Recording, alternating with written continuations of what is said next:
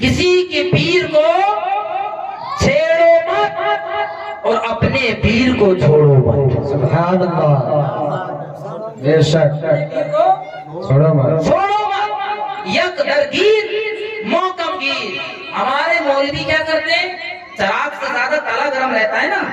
چراغ جہاں جلتا ہے اس سے زیادہ اس کا تلا گرم رہتا ہے. وہ ایریا گرم رہتا ہے جہاں لو جلتی ہے. لو تو روشنی دیتی ہے. وہ تلا پکڑو گے, وہ ایریا پکڑو گے تو جلا دے گا. آج کل چمچے جو ہے نا, چمچے, ہمارا پیر اونچا, میرا پیر یہ, میرا پیر وہ نا, آپس میں قوم کو لڑاتے ہو, آپس میں ایک دوسرے کو لڑاتے ہو. کبھی تم یا رسول کا نعرہ نہیں. اب تو جو ہے نا یہ بھول گئے سب. درود شریف اور یہ آدھے گھنٹے کی یوٹیوب پہ تقریر سنی میں نے, آدھے گھنٹے کی. میں دل جلتا ہے. آدھا گھنٹہ ایک دو مولویوں کو لے لیا, یہ مولوی اور وہ مولوی, اور کچھ کو نام لے کے کہتے ہیں, کچھ کو نام لے کے کہتے ہیں فلاں مولوی ایسا, وہ مولوی نے یوں کر دیا, وہ مولوی یوں کر رہا ہے, وہ یہ کر رہا ہے. اے بھائی, اے میرے بھائی مولوی, میں ہاتھ جوڑ کے کہتا ہوں قوم کو بعد میں سمجھانا. تو اپنی اصلاح پہلے کر. میں سوشل میڈیا کے ذریعے تو جو کہتا ہے نا کہ یہ تقریر میری صبح یوٹیوب پہ پڑھنی چاہیے, میں کہتا ہوں تیری میرے پاس تقریر پہنچے تو یوٹیوب کے ذریعے سے, سوشل میڈیا کے ذریعے سے ہاتھ جوڑ کے تجھ سے گزارش کر رہا ہوں, سنیت کو برباد مت کر. غوث اعظم عبد القادر جیلانی کا سچا غلام بن جا. احمد رضا کا مشن اٹھا, کسی پٹی پڑی مت کر. ہر مخالفت کا جواب کام ہے, ہر مخالفت کا جواب کام ہے. میں کہتا ہوں اگر سامنے والے نے غلط کیا بھی ہے تو تو برا مت کہہ. اب یہ کیا کہے گا, اب دیکھو کیا کہے گا, یہ کہے گا ارے قرآن نے بھی تو کہا نا جو غلط ہے اس کو بیان کرو. تو کہ غلط کرنے کے لیے یہ بیان مولوی اور منبر رسول ہی ملا ہے. پہلے ایک طریقہ بھی تو سکھایا ہے, پہلے ایک راستہ بتایا ہے. اگر کسی سے غلطی ہوئی تو پہلے اس سے جا کر کے ملو, اس سے جا کر ملو, یا خط کے ذریعے اس کو پیغام بھیجو کہ بھائی یہ غلطی ہو گئی, آپ توبہ کر لو. اب کیا کریں گے, اٹھایا موبائل, بنائی ویڈیو, چار اپنے چمچے پکڑے, ڈال دو سوشل میڈیا پہ.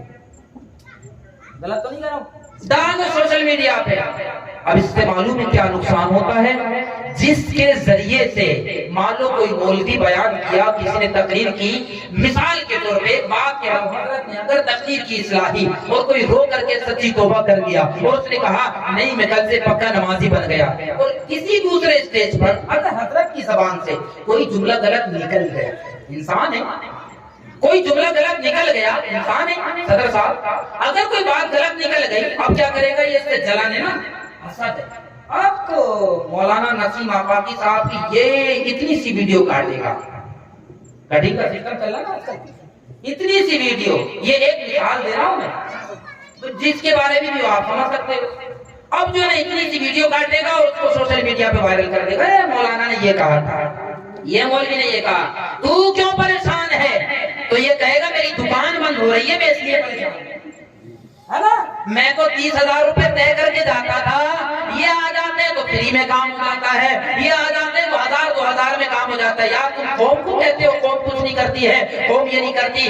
جو قوم کئی ہزار سے اپنا جلسہ سجا سکتی ہے نا, قوم اتنی بے وقوف نہیں ہوتی کہ وہ مولانا کو خالی ہاتھ بھیج دے. وہ لوگوں کو خدمت کرتے ہیں, وہ جانتے ہیں کہ حضرت آئے ہیں اخراجات ہوتے ہیں, وہ جانتے ہیں کہ آئے ہیں چلو اخراجات ہوتے ہیں, خرچ دیتی ہے قوم, لیکن تم منہ پھیلاتے ہو. کئی لاکھ تمہارے اکاؤنٹ میں پڑے ہوئے ہیں. میرے ساتھ کے پڑھنے والوں نے ایک مقرر کو فون کیا, بتانا بھی تو ضروری ہے. اب تم کہہ رہے ہو نا کہ جس سے غلطی ہوئی ہے تو اس کا بتانا ضروری ہے, کہہ رہے ہو نا کہ کسی مولوی سے غلطی ہو گئی, بتانا بھی تو ضروری ہے, لوگوں کو آگاہ کرنا بھی تو ضروری ہے. صحیح اور غلط تو کیسے پتہ چلے گا, تو میں بھی بتا رہا ہوں, میں بھی بتا رہا ہوں. سنو کہ تم نے جو یہ اپنے اکاؤنٹ میں یہ جو سسٹم بنا دیا ہے, یہ جو تم اکٹھا کر رہے ہو, کیا یہ پیسے لے کے ہی دین کا کام ہوتا ہے؟ کیا غوث اعظم عبد القادر جیلانی اپنے جلسوں کے پیسے لیتے تھے؟ کیا میرے آقا اعلیٰ حضرت پیسے لیتے تھے؟ کوئی ایک نہیں بتا سکتا کہ طے کر کے جاتے تھے. میرے ساتھی نے فون کیا تقریر کے لیے, میں نام نہیں بتاؤں گا اور میری عادت بھی نہیں ہے, اللہ معاف کرے کہ ہم کسی کو رسوا و ذلیل کریں. آپ تو مولوی اپنے چکر میں अपने चक्कर में दूसरे मौलवी का नाम लेके तकरीर कर रहे हैं, नाम लेके वो मौलवी ऐसा, वो मौलवी ऐसा। और हाँ, मैं ये बता दूं, मैं जो ये आज टॉपिक उठा लिया या बात आ गई, कोई ये ना समझे मुझे या मेरे पीर को या मेरे किसी साथी मौलवी को कहा, नहीं कहा, कोई ये ना समझे। हो सकता है कोई ये समझे कि मौलाना नसीम आफाकी साहब जो हमारे अजीज हैं, इनको कहा तो हम इसलिए कह रहे हैं, या इन्होंने मुझसे कहा कि इस बात पे नहीं, कसम खुदा की मैं इसलिए नहीं ये बात कह रहा हूँ, मैंने सिर्फ सुना। और मालूम है किनके बारे में सुना? तवज्जो रखे, मैंने जिनके बारे में सुना, न मैं उन मौलवी से, उन मौलवी साहब से या उन मौलाना से ना मुसाफा किया हूँ, और ना जो बोल रहा है ना मैं उससे मुसाफा किया, सिर्फ दर्द दिल बयान कर रहा हूँ। मेरी तकरीर कबे यार को बेचैन करती है, सबब क्या है वही कहता हूँ जो दिल पर असर करती है। हर इंसान गुनहगार यार, अगर किसी से खता हो गई, भूल हो गई, कहने का मकसद ये है तू मौलवी होकर मौलवी को रुसवा करेगा तो खाली मौलवी नहीं, उम्मते मुस्तफा रुसवा होगा। ये डूब गए। तो मेरे साथी ने बताया हमसे, कहने लगे हमने फोन किया तकरीर के लिए कि हजरत तकरीर करना है और हमारे यहाँ प्रोग्राम होगा, तकरीर में आपकी जो है ना आमद हो रही है और तारीख दे दें। चलो ठीक, मैं डायरी देख के बताता हूँ। डायरी रखते हैं ना लोग, साथ में डायरी हो ना हो डायरी देख के बताएंगे, भले से महीने में 3 जलसे हो, फोन काटेंगे तो ना डायरी देख के बताता हूँ। पहला स्टेज डायरी, थोड़ी देर बाद फोन आया, ये हमारे साथी ने बताया मुझसे, तो फोन आया, कहने तारीख खाली है, फला तारीख खाली है, ठीक है ओके कर दीजिए। कहने लगे ठीक है मैं आऊंगा बाद में, पहले 30,000 रुपए मेरे अकाउंट में पहले लगाए। ऐ मेरे भाई, मेरी बात अब ये मुकम्मल हो गई। आज मैं आपसे ये कह रहा हूँ, अर्ज कर रहा हूँ, ये जो तुम निजाम चला रहे हो, होता क्या है, अब दूसरी तरफ अगर मुनाजरा हो तो वहाँ बदमजहब वहाबी गुस्ताखे रसूल तो फ्री में पहुंच रहे और तुम पैसे लेके पहुंच रहे, और हुआ है कई जगह वो ऐसे ही पहुंच गया और ये मौलवी पहुंचा ही नहीं, और वहाँ के अक्सर लोग गुस्ताखे रसूल हो गए, बदमजहब हो गए।